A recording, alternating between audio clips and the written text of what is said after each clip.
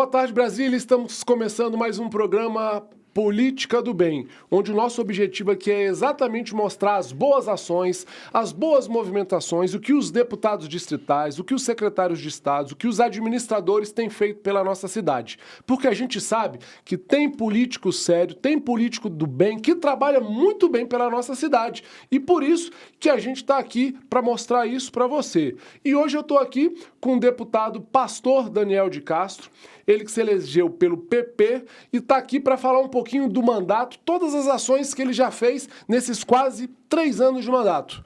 Bom dia, deputado. Obrigado pela sua presença com a gente aqui no podcast. Bom dia, Dedé. Bom dia ao público que nos ouve neste momento. Uma alegria estar com você, voltar, né? Porque já tive outra vez. Então, é uma grande alegria. E mais feliz ainda por conta do nome, né? Política do bem. Como nós estamos precisando de pessoas que façam o bem, né? E a política, ela é uma terra que tem tanta covardia, tanta crueldade, tanta gente fazendo mal, tanta gente que trabalha de forma rasteira, né? Mas eu quero louvar a Deus por estar com você. Amém. Eu não abro mão dos meus princípios, dos meus propósitos, né? Do meu chamado, do meu caráter. E quando pega esse nome, Política do Bem, eu louvo a Deus por isso, porque eu também, que nem você acabou de falar, eu creio, tem muita gente boa também, tem muita gente assim, determinada a fazer o bem, querer ajudar o próximo, que isso, inclusive, é um mandamento celeste de Cristo, né? Que a gente precisa fazer o bem às pessoas. Então, alegria estar contigo aqui nesse dia. Amém. Obrigado, deputado. Então, vamos lá. Deputado, falando em política do bem, vamos direto ao assunto. Você já está quase 3 anos com esse mandato parlamentar. Eu te acompanhei desde as suas primeiras candidaturas. Eu sei também que era um sonho você ser deputado distrital.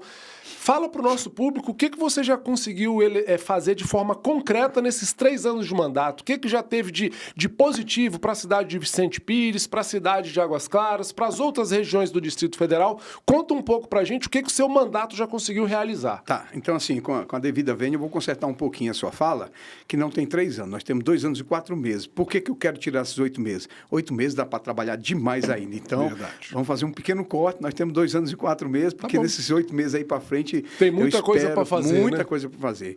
Assim, eu sou um cara muito feliz, realizado. Primeiro que isso não é um sonho do deputado Daniel de Castro, isso é um sonho dos amigos, é um sonho da igreja.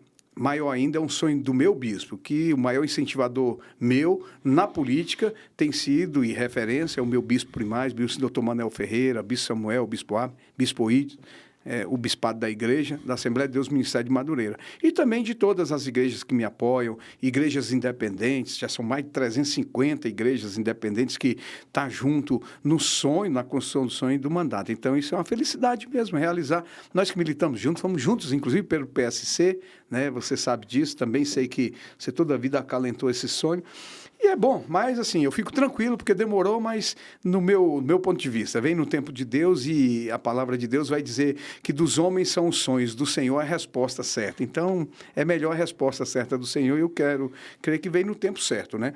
E nesse tempo certo que veio, eu me dediquei muito. Eu sou um cara muito focado no trabalho, muito, muito. Eu estava falando para você ainda há pouco, minha vida tem sido isso. Verdade. Desde 7 anos de idade que eu trabalho, eu sempre fui um cara que arrastei as pessoas pelo exemplo, não por fala, né? E eu sempre fui dedicado, gosto de ser o primeiro a chegar, o último a sair, dedico muito. Pra você ter uma ideia, e eu quero crer, pelo que eu monitoro a Câmara, que não tem um deputado que fez leis como eu fiz ao longo da história da Câmara. Foram quantas leis até agora? 250 leis protocoladas na Câmara Legislativa em 2 anos de mandato. E aprovadas? 17. Eu acho que eu fui o segundo que mais aprovei nesses 2 anos. Leis aprovadas. Tem 3 aí que foram vetadas pelo governador, uma já foi derrubada o veto, e eu espero que a gente derrube outro, porque eu tenho certeza que são leis importantes, e eu respeito o executivo demais, mas são leis que eu sei que vão impactar para Brasília, né? E dessas leis, qual que você acha que mexeu na cidade, com a população, qual que foi a que melhor beneficiou a população do Distrito Federal? Dedé, toda lei mexe. Toda lei mexe muito, né? Mas as leis, elas são espectro daquilo que muitas vezes a sociedade necessita, a sociedade quer, grupos querem, né? Mas, dentre as leis que eu fiz, eu quero te falar que, por exemplo, para as mulheres, são 25 projetos de leis protocolado na Câmara Legislativa. Aí eu tenho muita felicidade do Código de Defesa da Mulher, que aí é um compêndio de lei para que as mulheres saibam quais são os seus direitos e ela possa exigir. Eu sou um cara na Câmara intransigente no direito da defesa das mulheres. Tanto é que a comissão nova criada nesse biênio agora do direito das mulheres tem 5 membros, eu sou o único homem lá, né? As 4 mulheres da então, Câmara. de forasteiro, então. Deixou de ser forasteiro com esse tanto de lei apresentada, né, deputado? Não, totalmente, totalmente. A Mulher em Evidência, que é um programa que a gente agora, além de ler, a gente vai andar os colégios públicos, particulares, logradores públicos, mostrando mulheres importantes no contexto da história de Brasília, do Brasil, do mundo, pessoas que marcaram sua época. Para quê? Nas escolas é para que as meninas possam olhar, eu quero ser tal qual essa mulher. E os meninos possam falar, poxa, eu preciso respeitar uma mulher. Mexer nessa base para que a gente possa mudar uma página e ter outro tempo no que diz respeito à mulher. A mulher não pode Quando ser... o senhor fala mudar uma página é porque está muito alta a questão do feminicídio, está muito em evidência, né, deputado? No Brasil isso todo... seria, então, uma ação prática do mandato do deputado para tentar diminuir isso. Sim, claro, exaltando os feitos do secretário Sandro Avelar, da secretária Gisele, porque Brasília, até o ano passado, era campeã, estava em primeiro lugar em feminicídio, em desonra. É horrível estar numa estatística desse como em primeiro, né? Caiu muito, mas eu sou um cara que eu acho que o governo tem que perseguir não a curva descendente, ele tem que perseguir o zeramento dessa curva. Nós não podemos, em pleno século XXI, aceitar qualquer tipo de ataque, de afronta, de agressão contra a mulher. A mulher é a maioria na cidade, a mulher é nossa mãe, a mulher é nossa esposa, a mulher é nossa filha, a mulher é nossa sogra, a mulher é nossa avó e a mulher é a mãe da outra parte da sociedade, que são os homens. Então, a mulher tem um contexto extraordinário e precisa ser respeitada, ela precisa... E aí eu louvo a Deus por essas leis. Mas eu não vou de cabeça aqui, não, eu não assim, votei, mas na prática tem uma lei, essa lei beneficiou porque vai ser um atendimento psicólogo, alguma coisa nesse sentido? Teve algum assim da mulher? Tem, por exemplo... Que a mulher se sinta já contemplada. A mulher tem direito da reparação de uma agressão que ela houve, por exemplo, se ela eu não gosto nem de falar, isso não é bom falar aqui, mas se ela teve uma agressão e alguma parte do seu corpo foi prejudicada, ela possa ter esse atendimento na rede pública, isso é uma lei que é extremamente importante. Isso é importante as mulheres saberem, né? Porque por mais que a gente não queira falar nesse assunto, infelizmente é uma realidade. E tem uma lei, Dedé, que ela foi muito mal interpretada, ou talvez um pouco mal escrita, mas não foi intenção nossa, porque ela houve um sancionamento aprovado na Câmara, sancionado pelo governador, fruto de uma ação de inconstitucionalidade da OAB e decidido pelo tribunal, que a gente respeita, que sim, que ela era inconstitucional. Mas eu vou refazer essa lei, eu tinha um compromisso com a imprensa, ela deu uma reverberação que é proibição da imagem da mulher violentada ou agredida. Aí entendeu-se que a gente estava cerceando o direito da própria mulher aceitar que ela vá com a sua imagem e o cerceamento do direito da liberdade da imprensa. E não era esse contexto. A ideia, lógico, era para preservar a mulher que teria sido agredido, né? Deixa eu te falar, imprensa fala de suicídio? Não. Por que não fala? Porque eu acho que é um combinado da imprensa de não divulgar exatamente para não dar... Para não explorar para alguém querer fazer a mesma coisa. Isso. Então, quando é que um agressor agride uma mulher... E, geralmente, se você for olhar a publicação, nunca tem a cara do infeliz, do covarde, do agressor. Muito tem as suas iniciais. E a mulher não, muitas vezes, mostra a imagem dessa mulher. E isso foi muito conversado entre eu, a Celina, a Gisele, algumas mulheres. A mulher, quando ela vê a imagem dela agredida, ela se sente agredida a segunda vez. Então, mas a gente está discutindo... Porque, querendo ou não, ela foi exposta, né? Ela foi exposta pela agressão. Aí eu fiz uma combinação e a gente ia fazer uma alteração da própria lei, né? Que foi um parágrafo que a gente acrescentou, o parágrafo 3º dessa lei, onde era permitido fazer, mas fazer com borrão, para não ser... E aí não, mas o governador, ele sancionou ela na sua integralidade. E eu tinha um compromisso que a gente tiraria. Então, a gente vai refazer essa lei, porque eu entendo que ela é extremamente justa, necessária, vai ser um fator protetivo da mulher, mostra lá, perfeito. Até porque tem alguém que gosta de mostrar o sangue, porque o sangue vende também. E às vezes faz sensacionalismo e nós não podemos aceitar isso. Eu conversei com muitas mulheres. Eu sei que isso é agressão novamente à mulher. Mas são leis importantes. Por exemplo, uma lei que a gente protocolou lá agora, né? Todos os carros de aplicativo é obrigado a ter câmera dentro. Para quê? Fruto, eu já havia discutido isso antes com a minha equipe, e aí eu sou muito tranquilo, meu gabinete é muito tranquilo, porque toda lei que eu protocolo, por que fez muita lei? Porque toda lei que eu protocolo, ela passa pelo crivo do gabinete. São 7 advogados. Então, você já vê que já passa por um princípio de você analisar a legalidade, a constitucionalidade dessa lei. Depois ela passa pelas comissões e muitas vezes com um pitaco de um assessor ali, de um funcionário efetivo da Câmara, né, legislativa. Aceitamos sugestões para melhorar, né, deputado? Perfeito. Então, são coisas importantes, porque a lei, ela diz respeito a impacto positivo que ela vai causar na sociedade, né? Por isso que a gente faz muitas leis, apresenta muitas leis. Então, essas são uma das leis aí também. A outra, muito bacana, foi vetada pelo governador, e a gente está discutindo a derrubada desse veto, que foi a prova DF. A prova DF é uma lei de minha autoria. Ela vem de 2019. Eu fiz uma prova VP. Nós criamos na cidade uma cartilha. Abrimos 50 vagas em um compromisso com a Faculdade Mauá, que tinha lá na Vicente Pires. Eles cederam as salas e os professores. Nós demos o material, sem custo nenhum para o Estado. Aí era 50 alunos, isso explodiu na primeira semana para 92 alunos. Então, tivemos que abrir 2 turmas. Então, a gente deu o cursinho preparatório para Enem, pré-vestibular. Quando eu cheguei na Câmara, eu fiz o projeto de lei, a prova DF, que é cursinho pré-vestibular e concurso público. Deixa eu te falar, tem muita gente que precisa disso. Vai lá para o rincão, vai lá para quem não tem oportunidade, e você vai preparar esse menino. Foi. E o aí, governador vetou? Vetou. Falta de recurso, Pelo talvez? que eu estudei lá e olhei, ele fala nessa questão de constitucionalidade, Teria de recurso, não é...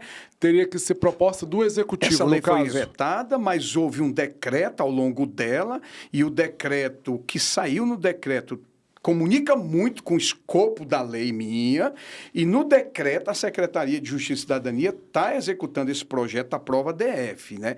Naturalmente, já conversei com o Gustavo Rocha, nenhum problema, eu acho que a gente é parceiro, está aí para isso, mas eu falei para ele, Rocha é o secretário da Casa Civil e o secretária de Justiça e Cidadania é a Marcela Passamani, que toca o projeto. Maravilhoso, parabéns. Colocaram lá, parece que 10 milhões para executar esse projeto. Eu tinha colocado 1 milhão. Mas eu estou falando que aí eu quero transformar isso em lei. Isso passa a ser uma política de Estado permanente. Porque hoje o Gustavo está lá, a Marcela está lá, 2 secretários assim, extraordinários, vão executar o projeto. Mas eles podem sair e vir outros e não querer fazer. Então eu preciso que se torne uma política de Estado permanente, que se gere oportunidade para a juventude nossa. E principalmente para os menos favorecidos. Então, a gente vai tentar derrubar esse veto, já conversei com o presidente da Câmara, estou conversando com os deputados para que a gente entenda que isso é uma política... Por exemplo, ontem nós aprovamos lá 35 milhões para a Secretaria de Família e Juventude e para o Jovem Candango. Isso é uma política de Estado. Você vê, ontem, situação e oposição se juntou, todo mundo presente, tinha 19 deputados lá, foi 19 votos. Porque quando é política de Estado, não tem situação ou oposição. Quem vai ser contra uma política que você vai aplicar recurso lá? E aí a lei, ela pode ser, quando ela é assumida pelo Estado, o Estado pode colocar os recursos dele. Mas não impede que o deputado possa colocar suas emendas, principalmente aquele deputado que está na sua base, que atender aquela região. Aloca o recurso na determinada secretaria e ali ele faz o seu papel, faz a sua política, inclusive, e atende aquela população menos favorecida. Você vê as importâncias dessas leis que os deputados falam, né? Eu não vou conseguir lembrar de cabeça muitas outras. Na nossa conversa aqui, às vezes você vai lembrando. Deputado, o que teve assim de uma emenda que o senhor propôs para obras, principalmente na cidade? Porque a gente sabe que a grande demanda, junto com a saúde, é a questão ali da mobilidade, é obra, principalmente Vicente Pires, que a gente sabe que em governos anteriores era um chão de barro. Desde que você virou administrador da cidade, virou um canteiro de obras que não para, um canteiro de obras o tempo inteiro. Fala um pouco das obras que foram realizadas lá em Vicente Pires com o seu apoio. Tedé, assim, a gente fez um projeto lá no passado, quando foi disputar a eleição. E estamos executando na integralidade, como diz aí, ipsilíteres, esse projeto que a gente fez. Eu imaginava que eu teria voto nas cidades satélites como eu estive, porque na base igreja, nós temos igreja em todo o Distrito Federal, campo em quase todas as cidades, mas seguramente igreja em todas as cidades. Então, eu previa que viria voto na cidade, não sabia a quantidade. Então, o que a gente decidiu como grupo político? Todo voto na cidade, eu transformava em percentual em cima da minha votação total. E esse percentual eu pegaria, aplicava nas minhas emendas e voltaria para a cidade na proporcionalidade. Vou te falar, ponho 3 milhões de reais todo ano em Santa Maria, eu ponho quase 3 milhões em Planaltina, 1.450.000 em Sobradinho, 1 milhão em Brasilândia. Divide bem as suas emendas, né? 7 milhões em Taguatinga, Vicente Pires, 26 de setembro. Então, isso ficou muito bom. E como é que esse recurso vai? Esse recurso vai para a educação, foi a parte que eu mais coloquei. Eu estou chegando perto de 3 milhões de reais em educação. O deputado da educação, será? Quem sabe, deputado? Eu não sei, estou fazendo o papel, até porque eu sou um educador, sou pedagogo também, né? Coloquei quase 7 milhões de reais para a saúde, em várias localidades, e muito no Hospital de Base, no Hospital de Santa Maria, no Hospital de Taguatinga, na Regional de Taguatinga, né? Então, a gente... E para obra, para infraestrutura, porque meu coordenador na ponta vai lá na administração regional, vê onde precisa um asfalto, vê onde precisa uma iluminação, e o dinheiro que coloca lá, ele é usado para isso, no entendimento lá. Então, eu acho que essa foi uma assertividade, e hoje eu sou um deputado que tem colocado recursos. Por isso que você vai ver, eu tenho um programa que chama Na Escola com Deputado. Toda segunda-feira eu visito uma escola, fruto do recebimento de uma emenda minha que já gerou uma revolução interessante. Lá. Porque eu Como que funciona esse projeto, deputado? Eu ponho o diretor chega para mim e pede recurso, eu ponho. Aí eu vou lá ver. Ele filma, eu preparo antes. Aí eu ponho o recurso, ele executa. Aí eu vou lá e mostro depois, fiscalizo na minha função de deputado fiscalizador e mostro o resultado. Aí eu falo na escola com o deputado. Aí eu vou lá, aí eu converso com o diretor, converso com o servidor, converso com o professor, vou na sala, converso com os alunos, mostro para eles a importância da função pública do deputado, seja como um agente político, mas como um fiscalizador também. E mostro o resultado. Qual é o resultado? Visitei agora...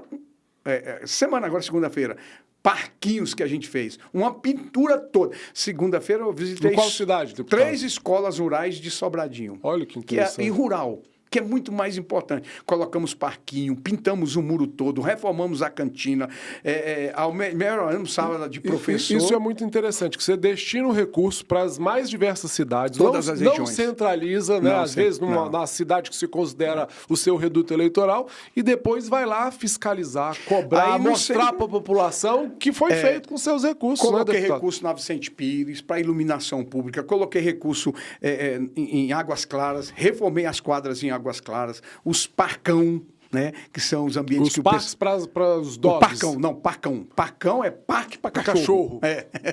Lá tem 17 em Águas Claras. Estamos reformando. Já tem 17 parcões que falam? Assim, Águas Claras é a cidade que proporcionalmente mais tem a incidência de animal.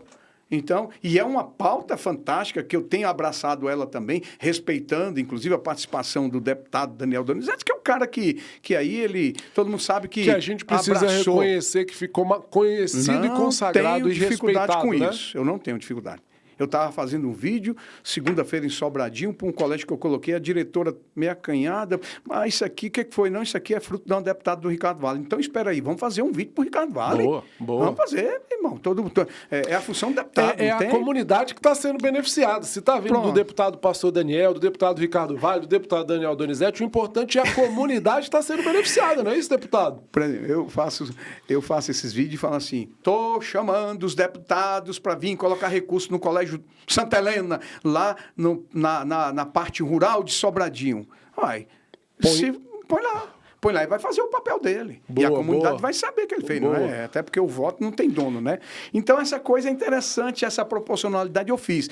E fiz para Águas Claras, fiz para Vicente Pires, fiz para 26 de setembro. 26 de setembro vai ter toda uma mudança na sua iluminação pública. Já coloquei 2.200.000 só para iluminação. Vou colocar mais 2 milhões esse ano. Agora, eu tenho a vantagem, que é as obras que estavam sendo realizadas e os equipamentos na minha parceria com o governador Ibanez. Vamos lá. Desde o período que você foi Desde o período que eu fui administrador. Perfeito. Mas nesse mandato, eu como deputado, ele fez uma licitação lá pela Secretaria de Obras e estamos executando uma obra na Vicente Pires de 57 milhões de reais. Fala um pouco dessa obra, deputado. Essa obra é toda a transformação da... Fica à vontade, viu, deputado? O programa aqui Eu vou ligar aqui que é bom. Vai que é coisa importante Oi, aí, deputado. secretário.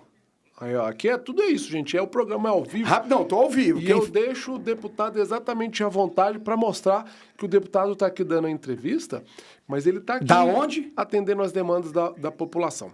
Aproveito aqui para convidar você a seguir o meu canal do YouTube. Pode ser, Daniel, porque eu estou aqui eu tô num podcast ao vivo. A gente está aqui hoje com o deputado Daniel de Castro, do PP, abraço, amigo. Tchau, tchau. E nós estamos falando aqui, ó, o deputado estava falando, tá só relembrando aqui, o deputado estava falando que ele, junto com o governador Ibanez, conseguiu destinar 56 milhões em recursos para fazer obra. Ele fez uma licitação, contratou uma empresa, está desde o ano passado, parou um pouco nesse período, que é o período de chuva, onde que é que ele está fazendo? Toda a Avenida da Misericórdia, que no governo anterior do Ibanez, essa era para ter sido a primeira obra feita na cidade. A empresa abandonou a obra, estava tudo abandonado e não fez. Fervendo toda a cidade. E aquela que seria a primeira obra está sendo a última de Vicente Pires.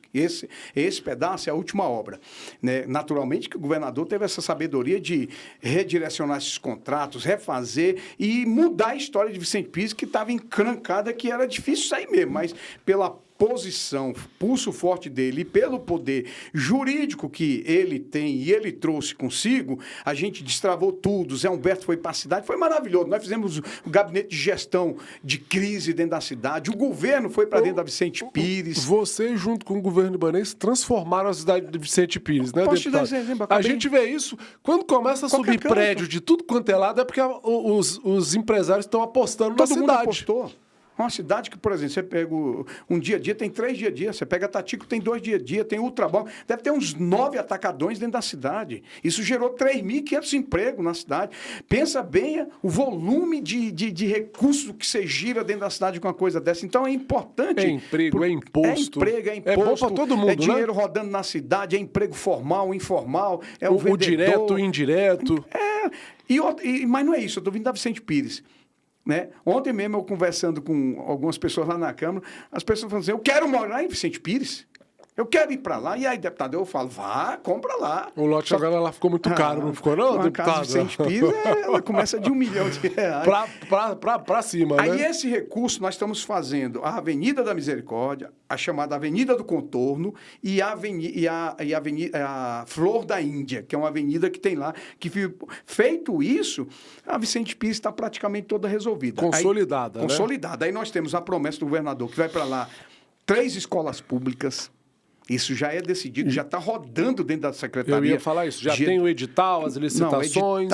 Edital tem todo o projeto trabalhando e rodando dentro da Secretaria de Educação. Tem previsão, pelo menos, então? Pois é, a nossa previsão era até o ano que vem ver se conseguia colocar em campo a licitação. Mas isso é um papel que não é meu da Câmara, é do administrador cobrando e com a Secretaria trabalhando. Uma vantagem, a professora Élvia é uma aficionada secretária nisso. de Educação. E o Isaías nem se fala. Isaías é o secretário executivo, um cara fantástico. Me ligou ontem, porque vai para lá, vai 2 escolas para Águas Claras. Essa já lançou a pedra fundamental dentro de Águas Claras. Previsão de entrega. Não, aí tem construção, isso é 2 anos, né? 2 anos. Eu acho que já na outra gestão. Mas já deve começar a construção ainda nessa gestão, eu creio. E mais 2 escolas dessa para 26 de setembro, que seriam os primeiros equipamentos públicos da cidade, né? Então, você tem ideia. Aí, Águas Claras, nunca pediram, já está bem adiantado, terreno destinado e já previsto no orçamento da Secretaria de Saúde e dentro das 7 novas UPAs que o governador vai construir, uma é Águas Claras. Então, você vê a força do mandato, a parceria do deputado com o governador Ibanez, a cidade é beneficiada. Isso é para Águas Claras, isso é para Vicente Pires. Vicente Pires vai ganhar agora uma CEPI. Já vai já está perto do processo de CEPI começar. é o que mesmo, deputado? Centro de Ensino de Primeira Infância, creche. Tá. Deixa eu falar, vai ganhar creche. Pronto, Vai olha ser que onde? beleza. Lá na Vila São José, perto da Vila São José. Aí- Colônia Agrícola Samambaia. Aproveita a pergunta. Já tem previsão de entregar já, deputado? Não, essa não é CEPI? previsão de entregar, Dedé, porque não começou a obra. É previsão entendi, de começar a obra. entendi, Licitação entendi. feita e a obra vai começar. Entendi. Aí, eu não sei prazo de obra, aí é mais com a pasta afim. Mas o que eu estou falando, tudo isso é que vai ir e vai entregar. Né? Mas eu acho que na região de Vicente Pires e de 26 de setembro, a coisa mais extraordinária é a regularização que chega esse ano, que é um projeto que foi desenhado a todas as mãos, liderado pelo Zé Humberto, por uma decisão do governador Ibanez, Executivo, da Legislativo, Judiciário. vice-governadora Celina Leão, que é para nós o nosso esteio, o meu caso, de Águas Claras, de Vicente Pires, de 26. Eu estou ali muito por uma decisão dela, porque foi ela que indicou meu nome governador para ser o administrador de Vicente Pires. É a presidente do meu partido, é a nossa futura candidata a governadora, Nós vamos se entrar Deus nesse quiser, assunto. Fique né? tranquilo, viu, Então, deputado? assim, nessa parceria do governador Ibanez, da vice-governadora Celina Leão, do doutor Zé Humberto como secretário de governo, aquele pedaço a gente tem cuidado muito.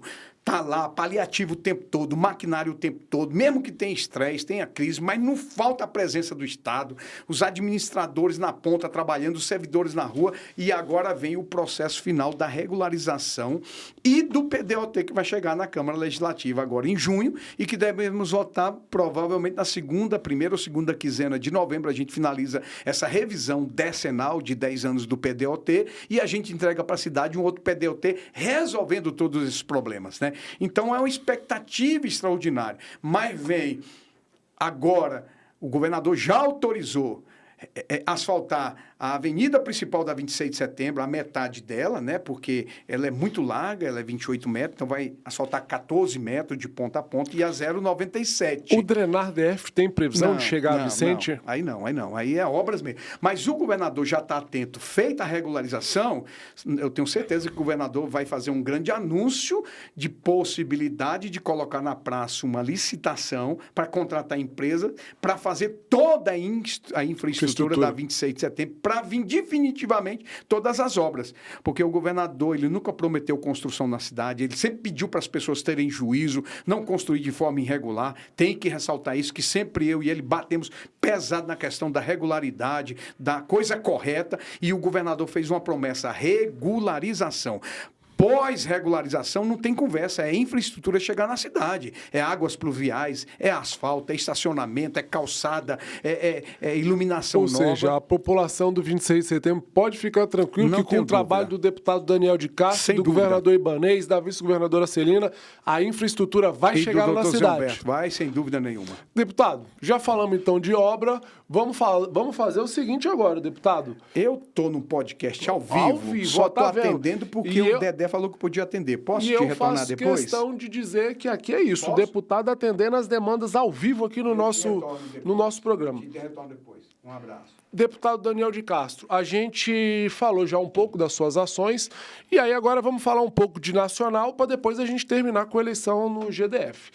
Eu vejo, acompanho... Mas eu posso falar só claro, no tocante à claro. obra, que eu acho que é muito importante e talvez Brasília não saiba e precisa saber. Primeiro, eu acho que na gestão Ibanez, a primeira parte contemplada com infraestrutura de pavimentação para suportar veículos leves e pesados foi a estrutural. Estrutural, o governador, por uma decisão dele, o FAUS NACFU do DR, refizeram toda a estrutural em concreto. Mais barato, mais durabilidade, previsão de 30 anos, mas tem já um pedaço de concreto que foi feito no passado que durou 50. Trabalho extremamente bem feito e eu tive a grata satisfação. Nesse tempo, eu era administrador de Vicente Pires. Eu pernoitava na estrutural, fiscalizando a obra que é do DR. Eu te acompanhava. E fazia meus vídeos para dizer, aqui, gente, vocês vão passar em cima. Então, tem a marca também do deputado na fiscalização, na cobrança, na celeridade, mas tem uma força de governo que está lá hoje. Passa lá na estrutural que você vai ver coisa bacana. Com certeza. O Pistão Norte, em Taguatinga Sul, chegou um tempo que a obra ia parar porque faltava 5 milhões de reais. O Fauzi me procurou, eu aportei 5 milhões de emenda no DR, a obra não parou, Pistão Sul e Pistão Norte está todo recapeado. Também por conta, claro que teve uma emenda enorme do Filipelli, teve o recurso do governo, aí tem a mão do governador Ibanez, da vice-governadora Celina, do Filipelli, mas tem a marca do deputado. É um trabalho em conjunto, né? Mas para Brasília precisa saber, tem a marca do deputado Daniel de Castro em emendas lá. Né? Coloquei na Regional de Ensino Taguatinga, desses 2 anos e pouco, Dedé, 3 milhões e meio de reais para reforma de colégio. Tinha colocado 1 milhão e coloquei esse ano mais 2, tem 3 milhões na Regional de Saúde, no HRT de Taguatinga. Tem uma proposta tá vendo, minha... deputado? Você falou que não ia lembrar do... Olha o tanto de obra que você já botou que emenda e recurso e está sendo já indo para a cidade. Isso aí, verdade. E a cidade está sendo beneficiada. Coloquei 1 milhão de reais no hospital de base para reformar um andar do hospital de base. Coloquei 1 milhão no hospital de Santa Maria para obras de Santa Maria. Esta não executou totalidade, executou 500 mil, 500 foi devolvido, mas coloquei, Dedé, coloquei também... Todas as áreas sendo atendidas, saúde, educação, infraestrutura, né? Segurança.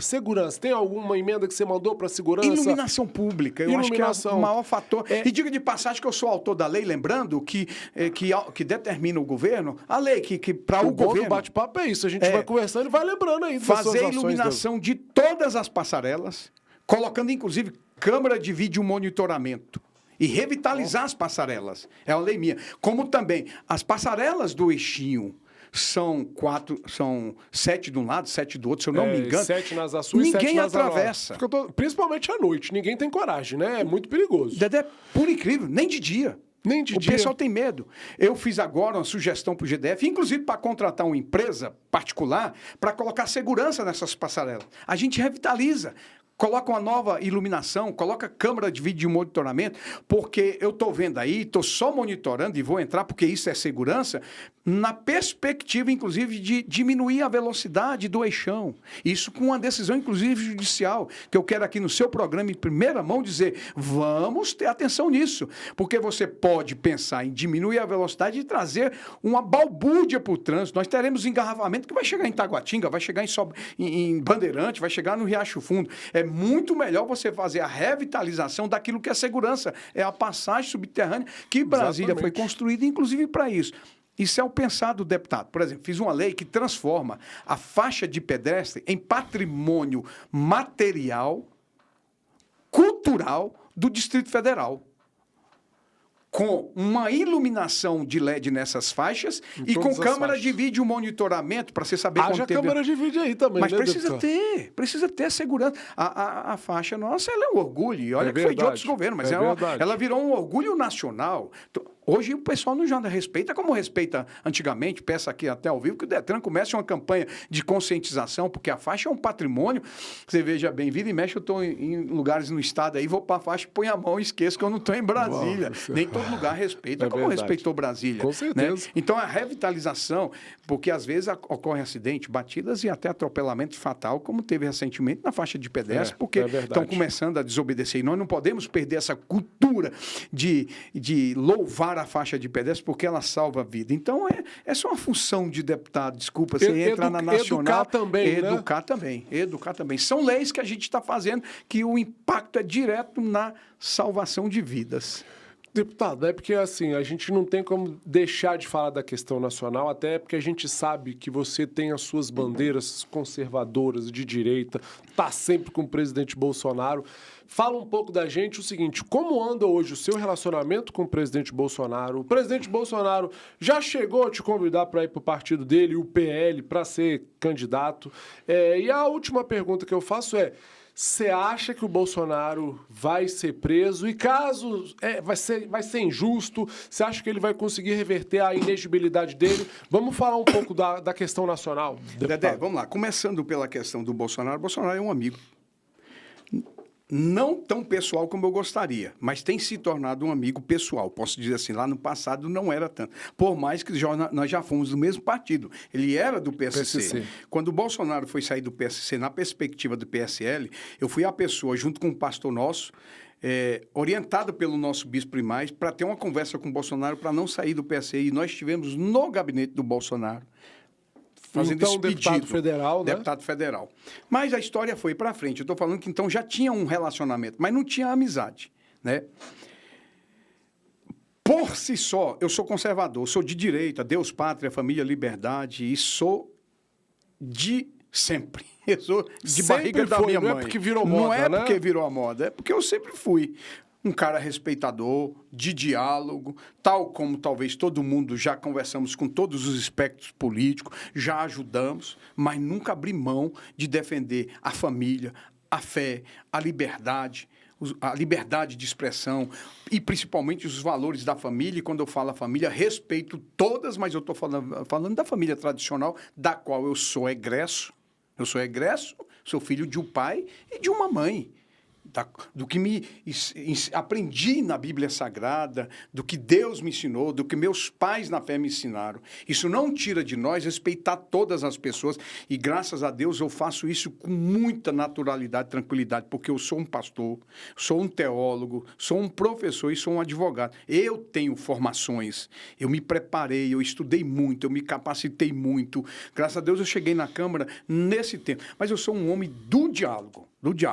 Eu sei que o tempo está muito pesado, as coisas estão muito estressadas, muito radicalizadas. Tá muito radicalizado. Mas eu, pelo menos, meu papel eu estou fazendo. Tem 2 anos que eu e minha família oramos na Praça dos Três Poderes. De 15 em 15 dias nós estamos lá com um grupo de amigos e a nossa oração chama Clamor pelo Brasil. E o clamor pelo Brasil, Deus traz justiça, Deus equilibra as coisas, equilibra os poderes. Nós precisamos voltar para o ordenamento jurídico, não só o olho e a leitura da literalidade da lei. Nós precisamos executar o que a lei fala. E a lei vai dizer, os poderes são independentes, mas eles precisam viver harmônicos. Essa harmonia, ela está quebrada por perseguição. E hoje por perseguição à direita. Isso me fez atrelar mais ainda o Bolsonaro. Mais ainda. E eu decidi, porque eu sou advogado, 15 anos que advogo, muito dos meus trabalhos na advocacia foi no mundo criminal, no mundo eleitoral, por mais que trabalhei em outras coisas, meu nome deve estar em processos de tribunais como advogado em várias partes, mas eu sou apaixonado pela área criminal e a área eleitoral. Eu sei o que é justiça e eu sei o que é injustiça. E eu estudo muito, eu analisei, eu li a peça da PGR, eu tenho presenciado a perseguição que o Bolsonaro tem sido fruto ao longo desses anos todos, e eu decidi no meu interior, sem nunca ter conversado com ele, ser um defensor da justiça, não da pessoa do Bolsonaro. Naturalmente virou para ele, porque ele é o maior injustiçado da nação. Então eu fui membro titular da Comissão de Inquérito Parlamentar na CPI do dia 8 de janeiro na Câmara Legislativa. Diga de passagem que você está diante de um deputado tão tranquilo que o presidente era eu. Eu fui na Câmara, tinha um acordo, são 7 membros. Eu era o presidente, eu escolhi o relator. A esquerda chiou para ter um cargo, porque não seria o relator. Se eu fosse o relator, naturalmente eu teria indicado o Hermeto mesmo para ser, se eu fosse o presidente, o Hermeto para ser o relator. Então ela chiou que ela queria um cargo na comissão de cabeça, queria presidência ou relator. Aí eu falei, tá bom, eu vou ceder a presidência, eu vou ser relator. Aí conversei com o Hermeto. O Hermeto estava na cabeça que gostaria de ser o relator. E eu acho que foi acertadamente o nosso relator, o deputado Hermeto. Até porque ele vem da polícia, não que ele iria proteger a polícia, mas ele ia buscar a justiça para a polícia. Porque todo mundo fala que a nossa polícia é top, mas na hora de acusar, acusaram a polícia. E o Hermeto precisava construir essa justiça em cima da polícia, por mais que possa ter um membro ou outro, mas seu membro não é a corporação toda. E ele teria essa leitura, então era justo ele ser. Então vamos lá, a presidência. Aí a esquerda chorou, brigou, esperneou. Vamos para o voto. Vai para o voto, nós tínhamos ganhado 5-2. É 5 votos meu e 2 da esquerda. Eu sentei com o Wellington e pedi que ele tratasse isso com o que ele quisesse. Eu estava disposto a abrir mão da presidência para a esquerda, que eu achava justo o balanceamento. Até para não ficar uma coisa só da base e depois se o pessoal, aí aqui você está sabendo em primeira mão, esse pessoal acusar que a gente queria jogar a coisa para baixo do tapete ou virar da CPI uma pizzaria, porque ninguém tinha pizzaiolo lá, que era a fala do Chico Vigilante. O que eu fiz? No meu perfil conservador, mas no meu perfil conciliador, eu abri mão. Eleger o Chico. Votamos no Chico para ser o nosso presidente. Olha o que eu fiz. E no final, Olha a que CPI meio que interessante. pizzaiolou. Porque eu coloquei no relatório final para indiciar o G. Dias e o Flávio Dino. Ele era o ministro da Justiça. As imagens O sumiram. poder de polícia era dele, né? Todo. E a obrigação de proteger os prédios federais, públicos federais, não é da polícia. A polícia é o perímetro. Era do GCI. Onde você acha que tentam encaixar o Bolsonaro, deputado? Não, vamos lá, vou chegar lá. Nesse contexto, aí o Chico conseguiu todo o trabalho louvável, que é a função do deputado, a articulação, e ele vinha no indiciamento e retiraram o G. Dias do indiciamento. Só estou mostrando aqui para você ver onde é que vai um perfil de um deputado que dialoga para chegar no Bolsonaro. Entendi. Na CPI eu tomei uma decisão. Eu vou ser justo. Vou estudar. Não que eles não estudaram. Foi uma CPI brilhante. Todos os deputados muito preparados. Foi embates. Tanto é que a gente teve que renovar o tempo. Ela demorou 10 meses. Foram embates pesados, Mas com muito respeito, né?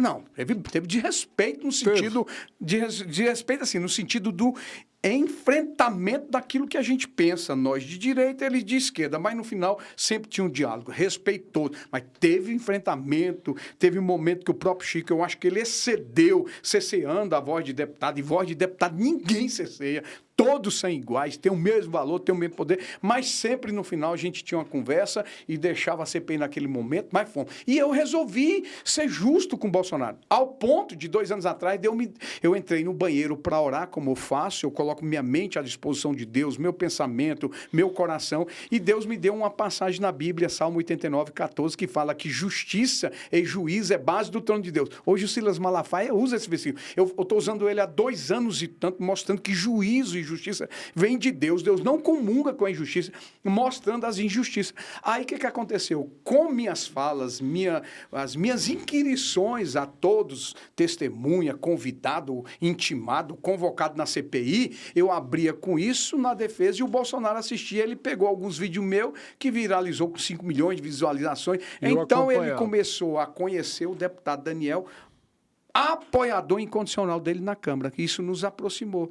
E tivemos algumas conversas. A igreja tem esse perfil, que ela precisa muito do deputado federal para a discussão dessas pautas de valores, né? Que são muito caros para nós, e ela é nacional mesmo. Hoje a bancada evangélica no Congresso Nacional, ela é enorme, é uma das maiores, tem um poder violento. Nós estamos lá para brigar contra o que querem trazer para a gente engolir, nós não vamos engolir, então ela é importante. E esse perfil meu de defesa, como advogado, como um professor, como um teólogo, encaixa nessa pauta federal. E muitas coisas que eu falo na Câmara, você vai ver que ele reverbera a nível federal, mas porque eu não aceito a injustiça.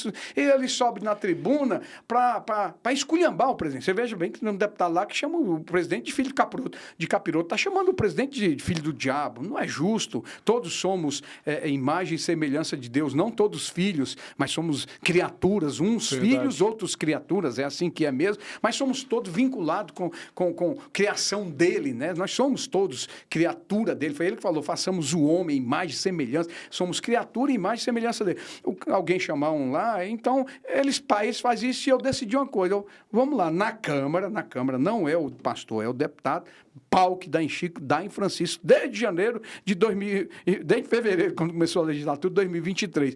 Isso me colocou perto do Bolsonaro, e eu tenho conversado com ele, já tivemos umas 3 conversas, algumas pessoas que eu preciso citar aqui, se me permite. Claro. Deputado Cezinha de Madureira, um deputado federal de 2 mandatos, de deputado federal, São Paulo, é representante político lá do nosso bispo executivo, doutor Samuel Ferreira, é a pessoa que mais incentiva eu com o Bolsonaro, já tive conversa, ele me levou a primeira vez no Bolsonaro. Tá com o pé no PL, então, você, deputado? Não, vou chegar lá. E, recentemente, essa conversa eu fiz com Sóstenes Cavalcante, um irmão do coração antes da política, um missionário, um cara de Deus, um cara de um coração. Quem conhece o Sóstenes apaixona por ele também, porque ele é igual o Cezinha, são 2 camaradas assim fantásticos. Aí o Sóstenes me levou também no presidente aqui, na segunda-feira próxima passada, conversamos muito, já teve essa conversa, vai pro PL, é deputado federal, tá, entendeu? Mas convite do presidente Bolsonaro, expressamente não. Até porque eu acho que ele não faria, porque jamais ele desrespeitaria a liderança da Bia Kiss em Brasília. E a gente sempre fala muito isso, eu sempre falo, eu não quero nada de cima para baixo, eu quero na hierarquia, eu quero no diário, eu quero na conversa. Mas uma das conversas que eu fiz com ele, a gente conversando, falando, fazendo leitura do cenário, eu mostrei para ele como eu estou bem acomodado no PP.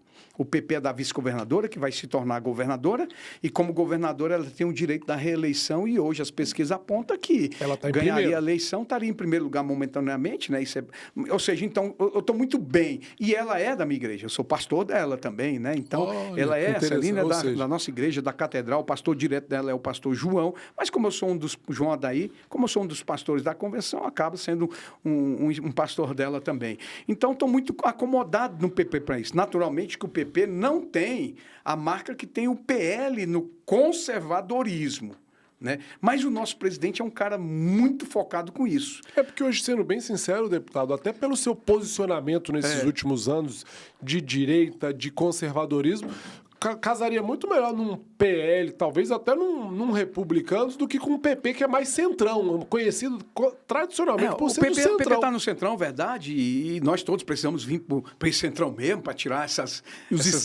extremos que estão atrapalhando o Brasil mesmo. Não estou falando de pessoas, estou falando de movimento, né? Que eu sei que todo mundo está doido por isso, precisava ter alguém. Lamento, né? Quem poderia fazer isso é o presidente, que está sentado na cadeira, ele estressou mais ainda, porque ele falou, votei com sangue no olho, Ele parece que é o que mais inflama, né? Ele falou assim, eu voltei para me vingar, e ele está vingando, então ele estressa mais a nação. Agora, se ele tivesse a capacidade de falar, não, pera lá, por exemplo, ele hoje e o partido dele são os mais radicais contra a anistia. Eles estão fazendo uma besteira, porque eles foram os que mais brigaram por anistia. A vida inteira lutaram por anistia, né, deputado? Agora, tu pensa bem, não estou falando de partido, tu pensa bem essas figuras falando, não, tá certo, tem que ter anistia. Eles cresciam, porque este centro poderia se atrelar até a eles. Eles não estão percebendo que eles mesmos estão dando a eleição 2026 para nós, jogando contra eles. Então, assim, mas nesse quesito, eu concordo com você. Ontem eu estava conversando com um amigo, analista político, ele estava tentando me convencer que eu precisava mesmo ir para o PL. Aí ele falando assim, pelas suas posturas, se você for né? para o PL hoje, você já ganha 10 mil votos, se for distrital. De cara, né? Falei, gente, uma coisa é certa, PL e PP vai estar junto. E Daniel, e a sua decisão? A igreja tem muita vontade, a liderança, que eu fosse um candidato a deputado federal. Só que eu sou racional. Eu não posso ir para uma eleição para perder a estrutura que nós temos, que a duras custas conquistamos. Foi depois de 4 eleições que eu consegui ganhar uma. Então, hoje, a igreja ela tem uma representatividade na Câmara Legislativa. E não é só a minha igreja, a Assembleia de Deus Madureira. Lá tendo Madureira, Missão, Batista, Mundial do Poder de Deus, Internacional da Graça de Deus, as igrejas independentes, então, assim, presbiteriano. Todo mundo que foi ao meu gabinete, ele é atendido, independentemente de apoio, porque eu entendo que aí é fé e eu sou instrumento de Deus nesse momento para abençoar todo o povo de Deus. Então, nós estamos lá fazendo esse papel. Mas,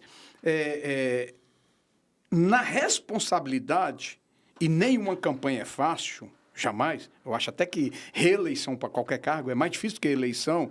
Então, na racionalidade, no pensamento, na estrutura, na maturação, nosso grupo político, nossa liderança já entende que eu preciso ir mesmo à reeleição de deputado distrital. Está então, consolidado isso, então, porque existe sempre 90%. Os rumores, como seu nome cresceu do lado da direita, ir para federal. Então, consolidou você como candidato à reeleição? Eu acompanho isso de mídia. Eu também tenho minha parte de imprensa, né? Eu acompanho muito. Eu vejo realmente...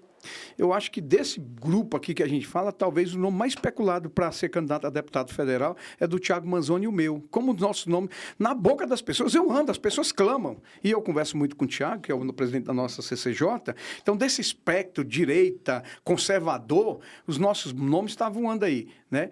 Não é ruim. Então, por isso eu não posso cravar 100%, porque eu sou deputado distrital. Mas consolidado, vou para a reeleição... Tem uma possibilidade? Teria, se o cavalo arriar também, você não pode deixar de montar. Com certeza. Você tem que ser racional na política. E se amanhã o Bolsonaro, a Bia Kiss, que é a presidente do PL aqui, a Celina, envolvida nisso, que eu jamais faria qualquer coisa Celina, sem a gente ter a já sabe benção que não vai nela. abrir mão de você. Pois né? mas por isso que eu estou falando que está muito consolidado. Mas você não pode fechar a porta. Tu já pensou? Aí eu vou... supondo que esses 3 atores entendessem, sabe, a gente precisa de Daniel para federal, e chegassem, você precisa ir para federal, eu sou soldado, aí eu vou. Aceitaria a missão. Aceitaria a missão. Eu aceitaria, nesse contexto, um grande entendimento. Primeiro com a Bia Kiss, sem brigar com ninguém, sem chegar para tomar espaço de ninguém, no primeiro degrau da escada, começar tudo de novo, mas com a bênção do Bolsonaro, com a aquiescência da Celina e com a bênção do meu presidente, Ciro Nogueira, que é o presidente do PP, que está clamando, e eu deixo registrado aqui, o meu voto é favorável, eu estou com o meu presidente Ciro, está clamando para o PP desapiar do governo do Lula. Precisa sair antes que o barco afunda, e precisava sair agora. Para não afundar junto, porque né? se estiver afundando, e quando estiver chegando perto dele sair, isso é um oportunismo, não precisa disso, a população não vai entender. Então, antes, eu tenho falado 2 anos, Dedé, vou repetir aqui, posso? Pode, claro. O Brasil hoje é um Titanic, sabendo que tem um iceberg na frente, com um piloto que não sabe dirigir, que vai bater no iceberg, ele está vendo e vai deixar. Isso vai explodir, vai afundar. Então, saia antes. Não fique lá nas tetas de cargo. Sai antes. Mostra altruísmo. O partido nacionalmente tem que ter coragem também, né, deputado? Tem, mas o presidente está dizendo, o presidente está pedindo. Agora, como partido é partido, não é inteiro, se fosse inteiro, chamava inteiro, né? É partido. Tem seus também nesse as mundo de peculiaridades centrão, de cada estado também, respeitando né? todo mundo, estão levando a coisa até mais à frente. Mas, pelo que eu percebo, tá assim, quem sair por último apaga a luz. É o que eu percebo o Brasil então hoje. Deixa eu aproveitar aqui. A gente sabe que a PGR já fez a denúncia no Bolsonaro. Hoje ele está inelegível. Vamos partir hoje do cenário de hoje. Bolsonaro inelegível. Quem seria o candidato ideal da direita? E nós, em 2026. Hoje, não adianta falar que é Bolsonaro, porque hoje ele está inelegível. Eu acho que a gente sabe que o Bolsonaro é o maior líder político da direita hoje, mas ele tem que começar, talvez, preparar alguém. Quem que você acha que vai ser esse candidato a presidente da direita? Pois é. Você colocou uma fala aí que, se eu for responder na sua fala, eu acho que não é justo comigo. Eu posso ser verdadeiro na minha fala? Respondo o candidato o que da você direita achar. é Bolsonaro. E aí o plano B Bolsonaro. e o plano B? Plano deputado? B. É porque eu ouço que o Plano Bolsonaro B. fala que vai ser candidato. Plano B, tem plano B, Jair Messias. Você quer o plano C? Jair Messias Bolsonaro. É porque assim, ó, essa teimosia... Então vamos lá, eu vou falar o que eu penso aqui. Tá, fale. Plano A, Bolsonaro. Plano B, Jair Messias. Plano C, Jair Messias Bolsonaro. Pronto. Vamos lá. Aí nós vamos para os princípios que precisam ser Bolsonaro. O primeiro princípio, você só tira alguém da vida pública se alguém não tiver uma vida pública proba e que sobre ela tiver alguma imputação que dê a ele inelegibilidade. Vamos lá. Qual a inelegibilidade do Bolsonaro? Hoje ele só não é candidato por isso. Já morreu, morta, sem pé, sem cabeça. No mundo jurídico, é um absurdo. Sem nenhuma sustentação jurídica. A gente sabe que é um absurdo. Mas deixa eu versar sobre isso, que eu vou responder a tua pergunta. Eu não fujo, não. Sobre todos os aspectos jurídicos, isso cai. Isso cai. Ao ponto que hoje eu li na mídia... Mas na hora que chegar lá no STF, Calma, o STF... Vai cair. É justiça. O STF ele pode fazer todas as injustiças por algum tempo, mas ele não a fará todas as injustiças por todo o tempo. Acabou, esquece. Não vai. A justiça prevalece. Inelegibilidade porque fez uma live com o embaixador no Palácio do Planalto. Deixa eu te falar. É um absurdo. Aí eu concordo. Aí ele tem que ser inelegível e não pode disputar a eleição. Então vamos meter uma inelegibilidade no Lula, vamos meter inelegibilidade no Boulos, porque o Lula fez uma live lá na Granja do Torto com Boulos na campanha. Isso é o mesmo crime, pedindo voto pro Boulos. O mesmo modus operandi, né, digamos então, assim. Então tá bom, então o Bolsonaro não é. Aí eu concordo, mas o Lula não pode ser e o Boulos não pode ser. Então, aí você já vê que a justiça tem um lado, a direita, porque os outros estão livres, vão concorrer, Lula reeleição, Boulos candidato a alguma coisa aí. Então você vê aqui que então essa justiça ela não perdura para sempre, então ela cai. Só nisso eu já me sustento que o Bolsonaro será candidato a reeleição, candidato a presidente da República. Tá, beleza, mas vamos lá. Mas tem outras possibilidades. Possibilidades não podemos falar sobre elas, porque elas no mundo do direito não existem. Existe no direito o que está sedimentado, o que está positivada, assim diz a lei. Então, vamos aguardar o que vem. O que vem não posso falar. Se ele vai ser preso, não sei. Eu sei que é o sonho de prender. Mas vai prender um cara que virou a vida dele, por dentro e por fora. Não achou nada, né? Achou o quê? Me fala que bandidagem. A esquerda fala que ele é bandido. Qual o crime que cometeu? Ele não tem sítio. Concorda? Não tem... Ele não é delatado pela Odebrecht, a AOS, pelos diretores da Petrobras, nada disso. O que o outro foi. O que o presidente hoje descondenado foi descondenado para ser presidente. Deram a ele a elegibilidade. Então, ele tinha legalidade, podia ser candidato, foi e ganhou a eleição, né? Mas tiraram do Bolsonaro esse direito. Então, se fizer isso lá com o que está aí na presidência, deixa eu falar, não se sustenta o que estão fazendo com o Bolsonaro, né? Então, o futuro que vem a gente não sabe, mas eu sei que é um sonho. É um sonho prender o Bolsonaro. Por que não prendeu? Porque ele sabe que se prender é uma revolta na nação. Verdade. Ninguém vai aceitar. O povo está indo para a rua. Tarcísio seria o plano D, então, deputado? Aí você está perguntando em possibilidade. Aí eu respondo. Possibilidade. Não, o próprio Bolsonaro já deu uma entrevista para a CNN e ele foi o candidato que era ele, mas aí o Tarcísio, Não. e a Michele, e o Eduardo Bolsonaro. Dedé. Me perdoe com a devida vênia. Bolsonaro nunca titubeou de indicar um nome. Calma aí. Ele sempre falou, eu sou plano A, plano B, plano C. E nós replicamos isso. Aí no campo da possibilidade. Possibilidade. Estamos no campo da possibilidade, então, deputado. Aí possibilidade é opinião. Aí é minha opinião, não falo por ninguém, eu falo por mim. Maluco se for o Bolsonaro e ele indicar quem quer que seja, se não for o sangue Bolsonaro. Opinião do deputado Daniel de Castro, que eu nunca conversei isso com ele. Espero que esse podcast Michele, seu chegue nele e ele possa ouvir que o deputado Daniel de Castro, defensor dele na Câmara Legislativa, eu entendo que se não for ele, depois do plano A, plano B, plano C, A, B, C, D, até Z, não for ele, ele indique o nome. Se ele indicar o nome, eu preferia que ele indicasse um sangue. Na indicação do sangue, aí nós temos a Michele, o Flávio, o Eduardo. Aí o Daniel vai dar uma opinião. O meu nome hoje, eu não seria Michele. Eu acho que ela é a que mais tem capilaridade de sê-la. E de ganhar a eleição. Mas é uma injustiça com uma mulher. Ela seria... Ela é a mãe, ela é a naturalmente esposa. está com uma eleição quase garantida para o Senado aqui no Distrito Federal, baseada nas pesquisas. Mas ela está disparada. Eu acho que a maior possibilidade é o Senado. Mas também para a presidência, também, se colocar ela... Faltaria um pouco de experiência Mas também. eu acho, assim... É porque Brasília a gente já teve esse cenário pela experiência. Do meu tio Roriz, que não pôde, ficou inelegível, botou minha tia, que não tinha experiência, Dedé, ficou meio perdida nos debates, perdeu minha eleição. Às vezes o problema é ter que pensar num todo também, não é isso, Dedé, deputado? você não lê pensamento, né? Não. Porque você tirou de mim o que eu ia falar. Por que eu não defendo o nome da Michele para ser a candidata do Bolsonaro imediatamente? O Bolsonaro tem sofrido uma perseguição incomum na história política do Distrito Federal. Mas ele é um homem. O homem suporta muita carga, muito... Eu mesmo, no lugar dele, não sei se... O homem quase foi morto.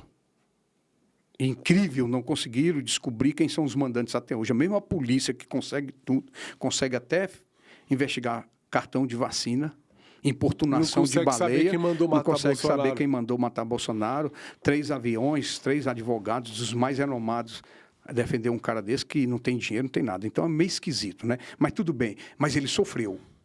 Ele colocou a vida dele em risco para defender. Mas ele é homem, ele tem estrutura, ele é um militar, ele é formado, ele tem estrutura militar. A Michele é mulher. E não tem experiência. Não é nem o fato Essa composição política, como você falou aí, que precisa fazer o tempo todo, carece de experiência para você saber navegar nesse mundo de relacionamento com o judiciário, com o legislativo, com o próprio executivo, na montagem. Eu acho isso um campo pesado para ela como mulher, que tem suas atribuições, não por ser mulher, pelo amor de Deus. Mulher precisa estar em tudo quanto é lugar. É só questão de experiência, né? É uma questão dessa fragilidade misturada com a experiência, que eu iria dizer o seguinte. Aí eu ia dar um exemplo que você tirou aqui. Pega o exemplo de Brasília. Roriz era o bambambam, elegia um poste se quisesse, lançou a mulher, perdeu a eleição, porque ela foi lá, ela se atrapalhou. No E debate. ela perdeu a eleição, e a sua família, inexperiência, naquele né? debate pela inexperiência. Então, Isso. isso é muito pesado. Portanto, eu acho que tem que ser um nome, tem que ser um clã, tem que ser... Bolsonaro que já venha na experiência política, E que aí já eu defendo exerceu um muito o mandato Eduardo. Aí é opinião pessoal minha, pelo amor de Deus, e que os filhos dele não ficam aborrecidos comigo de jeito nenhum. Não vão não, porque o Flávio vai estar para a reeleição no Senado no Rio, o Carlos deve ser federal pro Rio. No Rio também, o Renan está lá para o Espírito Santo, deve ser candidato a deputado lá também. Com então, certeza. assim, eu acho que o Eduardo seria esse nome que aglutinaria. Só precisava saber se ele tem essa gordura para queimar, como hoje tem a Michelle. A Michelle está mais bem posicionada que ele. Bom, meu pensamento é esse. Por quê? Terá coisas para ser feita, Dedé.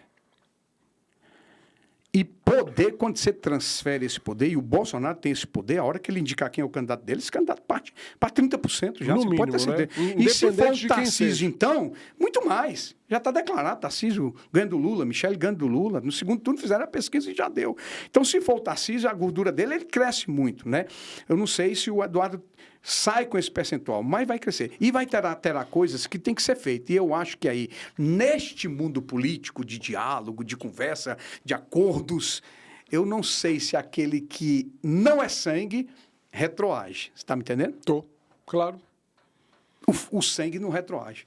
O sangue está na guerra. O sangue fala assim, mexeu Mexeu com meu pai. Isso aí é verdade, porque eu, como sou sobrinho legítimo desde o governador Roriz, quando falavam do meu tio, eu virava um bicho e brigava, e às vezes brigava em conversa que não era nem minha. Mas, deputado... Vamos lá, eu posso versar numa coisa que é melindrosa, mas eu gosto? Aí Pode. Já a gente vai para a pauta local para a gente encerrar, hein, deputado? Quando você indica o ministro do Supremo Tribunal Federal, você indica com algumas prerrogativas que a lei assim o diz. Notório saber jurídico, reputação ilibada. Então, quando indica o presidente, aí o cara vai para o Senado, ele é sabatinado. Lá ele jura a Constituição e guardar a Constituição. E uma das funções que o ministro de Estado, que o ministro do Supremo Tribunal pode fazer é política. É só pegar os ministros da Suprema Corte americana, esses caras nem entrevista dão. Hoje nós temos um ativismo político diante do Supremo Tribunal Federal. Como é que você quebra isso? Ministro do Supremo Tribunal Federal não tem voto da população, ele não se elege. Ele tem voto do Senado, que representa o povo, que diz, esse tem condição, aprovou, está sabatinado, o presidente nomeia. Perfeito. Discordo. Eu gostaria que o Supremo Tribunal Federal fosse egresso da magistratura que tivesse mandato. E se eu fosse deputado federal, seria a principal bandeira minha para defender. Ministro do Supremo Tribunal tem que ficar no seu lugar. Tem que ter mandato, e tem que cumprir a Constituição, porque a partir do momento que você faz um ativismo político, qual é o processo normal? É o impeachment. Quem nessa nação de político tem coragem de dizer, eu tenho coragem de trabalhar um impeachment do ministro do Supremo Tribunal Federal? Tem medo. E ninguém tem que ter medo de ninguém. Porque democracia, ninguém pode ter medo de ninguém, não. Hoje, infelizmente, a gente vive numa ditadura do judiciário que às vezes a gente Pesada. tem medo de falar aqui, mas será que ele vai cortar minhas redes sociais, vai bloquear minhas contas bancárias? Então é melhor não falar dos ministros do Supremo. Seja ministro supremo, seja deputado, seja senador, seja presidente, tudo isso também, Dedé, é fruto desse radicalismo que a gente vive. Que eu acho que até o ministro supremo não pode fazer política, mas ele não pode deixar de dialogar. Eu te falei, independência, harmonia. Harmonia passa pelo diálogo. Eu acho que o próprio Supremo podia estar fazendo um papel extraordinário, do equilíbrio, de mostrar que a nação, a coisa está muito estressada. Que não tem lado, né, que não tem lado, vem cá.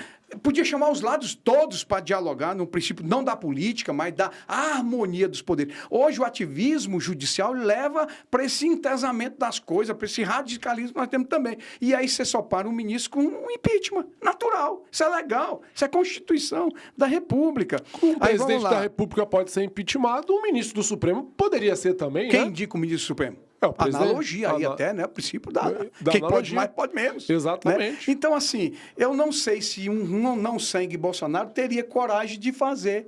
Porque no mundo político, dos acordos, o cara vê um negócio assim, ele pode falar retroagir. Quer ver? O presidente da Câmara Federal, Hugo Mota, ele se elegeu. E na sua eleição, defendeu suas bandeiras e fez os acordos. Dentro de acordo, pautar a anistia.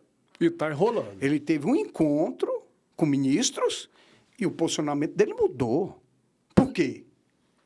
porque a Polícia Federal bateu lá? Isso não é complicado, justo. não é justo. Então, assim, eu prezo muito pelo equilíbrio dos poderes, mas eu prezo por essa independência dos poderes. Eu não teria nenhuma dificuldade de sentar com qualquer ministro do Supremo Tribunal Federal, dialogar, falar. Eu gostaria era de ser ponte para a gente fazer esse país voltar para a normalidade, porque a política do enfrentamento que nós temos hoje, quem está perdendo é o Brasil, independente das suas bandeiras ideológicas, dos seus posicionamentos. Mas quem perde é o Brasil. Nós temos 2 anos que é o Lula acusando o Bolsonaro o tempo todo, sendo que ele não é o mais... Ele é o presidente e o Bolsonaro não é mais. Ele às vezes esquece de governar, só sabe falar do Bolsonaro. Né? Então, se esse país estivesse no centro, não tivesse esse estressamento, deixa eu te falar, nós estávamos pensando no Brasil, uma economia que está degringolando, a picanha que é cara demais, o ovo que está na estratosfera, o arroz que está caro demais, o café, né, a inflação que está subindo. Então, a gente estava discutindo isso aqui, e se ele estivesse discutindo isso, a população estava vendo, a perspectiva, inclusive de voto, era maior. Hoje não, a rejeição do Lula está batendo no céu. Será que esse pessoal... Nunca esteve, né? Será que esse povo não para pensar que isso é fruto desse radicalismo? Verdade. Desce do pedestal, a política passou, é o governante, né? Vamos, então, já falamos da nacional, vamos agora para a política local aqui, deputado. Meio que a gente já percebe que está consolidado a candidatura da vice-governadora Celina Leão, já foi lançado pelo governador Ibanez. Celina vai ser a sucessora natural. Ibanez já se lançou como pré-candidato ao Senado aqui no GDF. Teriam as 2 vagas disponíveis, a de vice-governador da Celina e a outra do Senado. Dizem que o governador já convidou a Michele Bolsonaro para ser uma das candidatas na chapa, aí o PL seria contemplado, e num determinado momento, a vaga de vice da Celina seria do Republicanos, e aí, de repente, o bastidor começou a falar no nome do Gustavo Rocha, e aí o Gustavo Rocha foi conversar com o pessoal do Republicanos, e aí eu tive com o Gustavo Rocha, semana passada foi um evento que o governador e o Gustavo e o Zé Humberto fizeram para a imprensa. E aí, Gustavo, vai ser vice?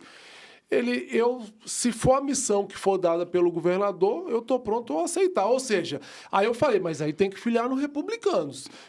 O governador que decide, ele que é o mestre para saber como que vai ser direcionada a eleição de 2026. Esse é o caminho natural da direita? Te peguei, né, deputado? Eu já perguntei, já respondi. Ou tem outros nomes aí que possam surgir no futuro, deputado? Não, eu me sinto contemplado com a tua pergunta e com a tua resposta. Agora, se você me der a oportunidade de eu ser o Daniel, eu topo ser. Você responde. Eu só falei o que o bastidor comenta, mas eu quero saber o que pensa o deputado Daniel de Castro. Então, eu estou livre para falar. Livre. Que o governador e que ninguém fique estressado comigo, inclusive. Vamos lá. Pode ser? Pode. Primeiro, eu acho que o governador fez tudo errado. Eu estou falando como analista político, e eu sou. Eu tenho pós-graduação em ciência política pela Associação dos Diplomados da Escola Superior de Guerra. Mas errado em que sentido? Calma, deixa eu falar, senão vai ficar ruim com o meu governador. Tá. Só que o governador tem um perfil diferente, meu ponto de vista. O Ibanez, ele reescreveu a cartilha da política. Como eu estou na cartilha velha, eu acho que ele errou. Como ele reescreveu a cartilha nova é dele, a que vale é dele, ele está certo. Porque só ele que tem coragem de 2 anos antes já montar toda a chapa. Verdade. Deixa eu te falar, nós somos da política tradicional. Eu estou na política há 38 anos. Eu venho do berço do seu avô. Meu tio. Do seu tio. Mas eu venho da política da primeira eleição do Distrito Federal, 1986, onde eu votei no Benedito Domingo para o Senado Federal, que tinha 3 vagas para o Senado Federal. Então, eu tenho uma história na política. Não nasci hoje, não. Tenho um mandato apenas hoje, no tempo de meu Deus. Obrigado, meu Deus, por esse tempo. Então, claro, nessa política antiga, eu falo assim, o Ibanez está fazendo tudo errado. Mas quem está errado, Ibanez ou o deputado Daniel? Eu vou responder, o deputado Daniel. O certo é ele. Eu vou confrontar com um cara que era quem? Era um big de um advogado, como é? Cara da alta fora cúpula, de série, né? Advogado nacional, um dos maiores advogados nacional.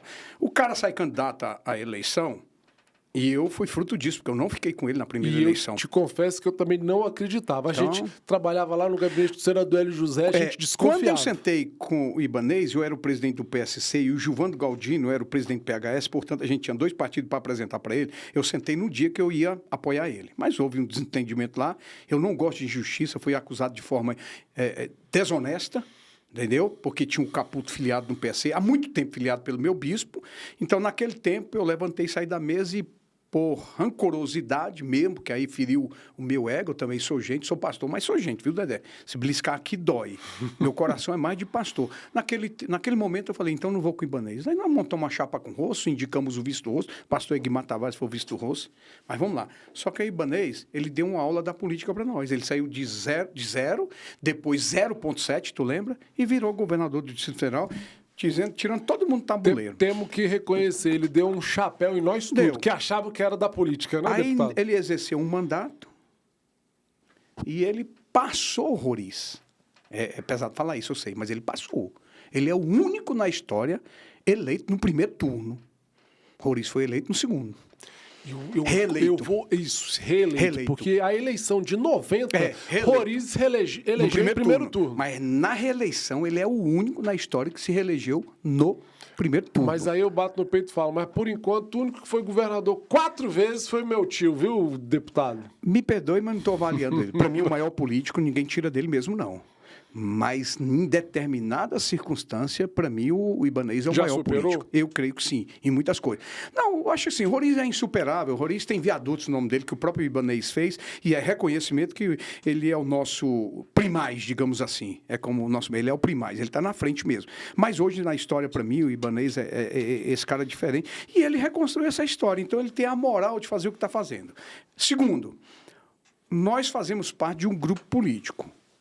Grupo não pode ser grupo sem cabeça, senão é acéfalo. E aí, por isso que eu falo que o Ibanez faz uma política diferente.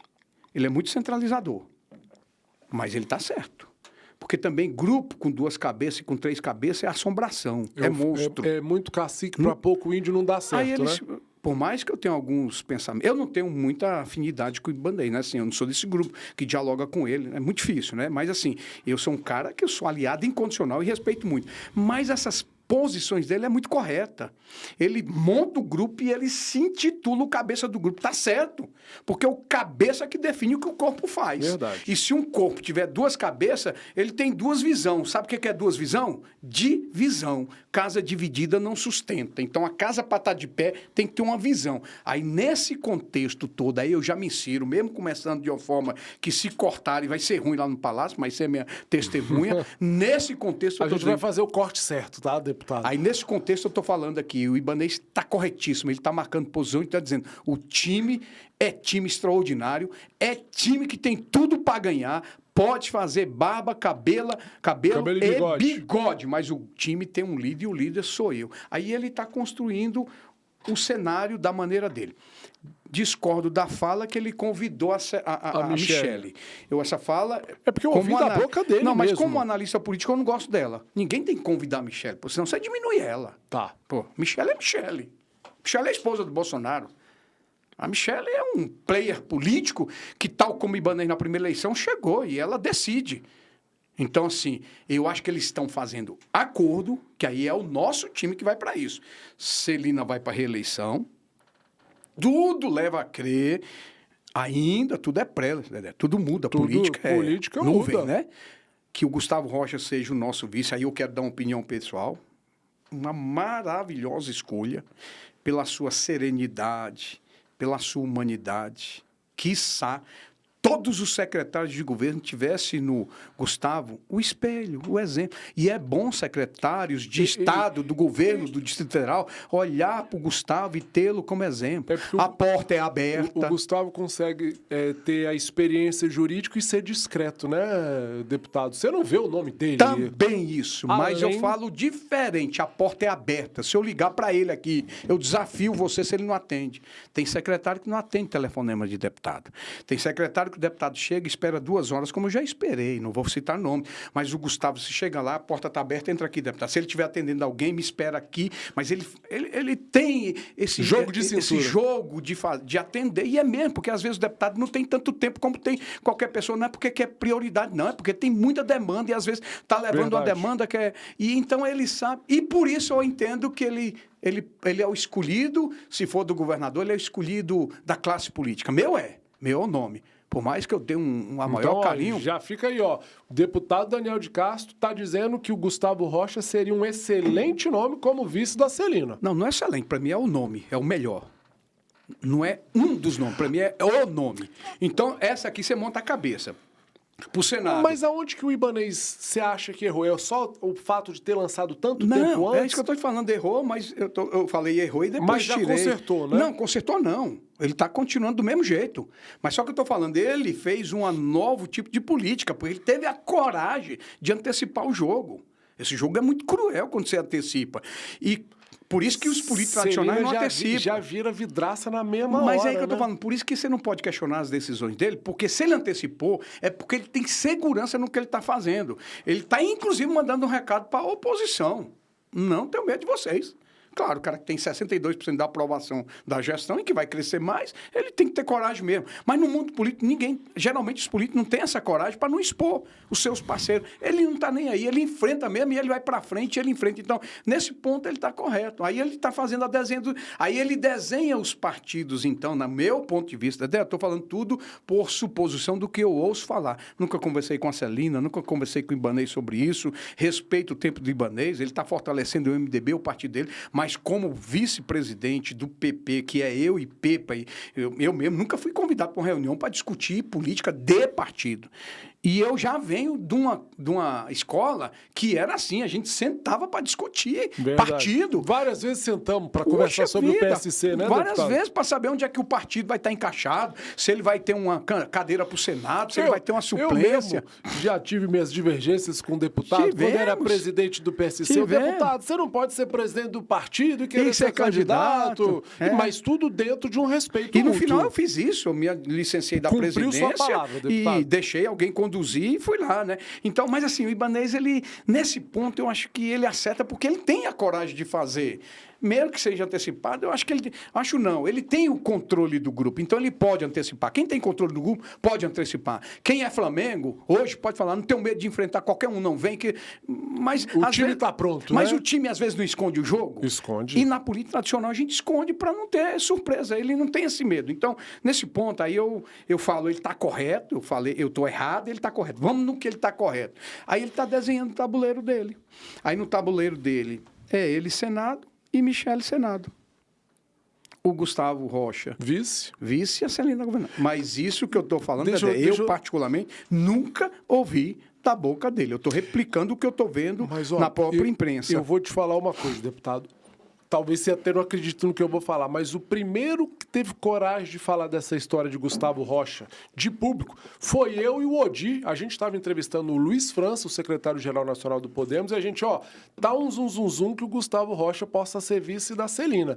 Tanto que depois o Metrópolis, os outros meios de comunicação foram atrás para querer saber se era verdade, mas o primeiro, há mais de um mês atrás, foi a gente que falou aqui nessa mesma mesa, do Gustavo, exatamente porque já tinha o bastidor da atuação do Gustavo, não só da competência dentro do executivo, mas a atuação dele do judiciário, o bom trânsito dentro do judiciário, para ajudar o governo ibanês com ações no judiciário e talvez o futuro governo da Celina. Então, a gente cravou isso aqui, pode ser que não dê certo, como você falou, né, deputado?